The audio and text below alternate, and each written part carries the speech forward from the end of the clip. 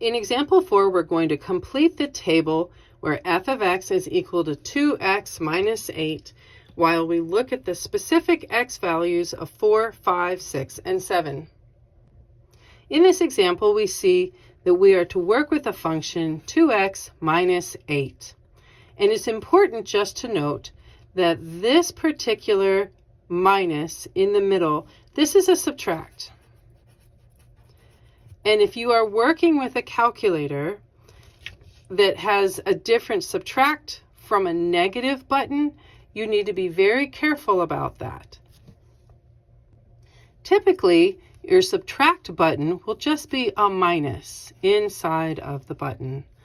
And a negative will be a minus that's held inside of parentheses on the button.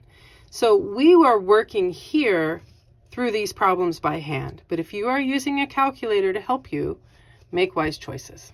All right, so let's set up our framework. We know that we have to look at our order of operations, also remembering that a letter and a number side by side are multiplying. So let's set up our framework. This is 2 times something minus 8 for each of the rows of this table. And we know that we will be carefully substituting in the values that we are instructed to use. Let's see what happens. So on our first row, we have an x value of 4. So I am substituting in for the x, the 4 that we're instructed to work with. So order of operations, say you multiply and then you subtract. So 2 times 4 is 8. And then we have a minus 8 to work with. As a result, 8 minus 8 is 0. So where x is 4, f of x has a value of 0. On our second row, we've been instructed to work with a 5. So 5 is substituting in and replacing the x. Order of operations. Let's multiply first and subtract second.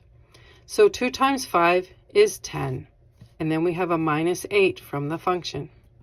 And 10 minus 8, as you know, is 2. So where x is 5, f of x is equal to 2.